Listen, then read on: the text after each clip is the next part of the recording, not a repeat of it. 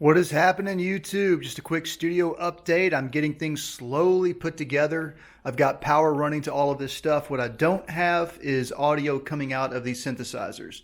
What I've decided to do this time is set everything up sort of inverse of where I had it last time. So instead of everything starting with the boutiques on the left, the boutiques now start on the right and everything continues over this way.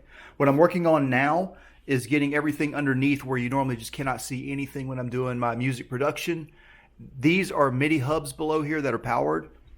This is a DC converter jack, and I'm using it right now. The blue cords are powering my two Korg electribes here. And the blue ones that I have, these are cords that I made myself, little power cords.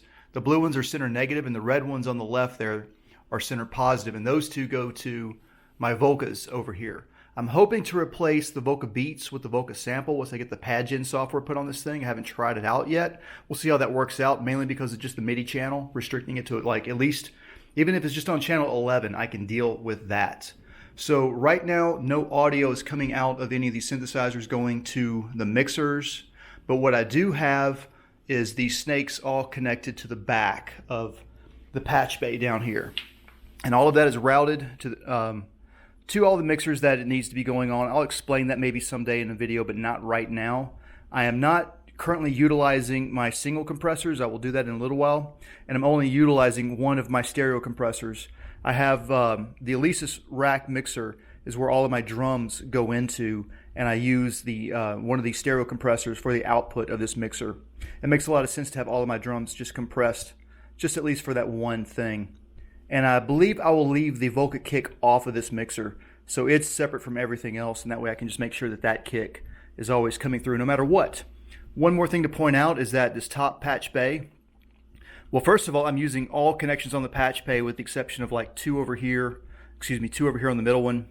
And then the top one, what I've done is I've flipped the modules for half of this rack. So what that means is that the behavior has changed for this half of the rack. If you think about it, whenever you patch something into the front, you're breaking the normal connection.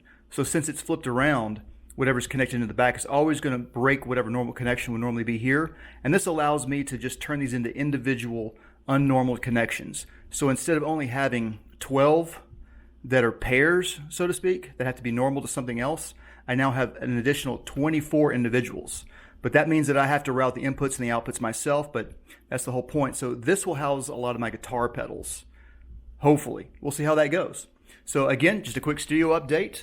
I hope you're all doing well, and I hope to get this up and running in maybe about a week. See you soon.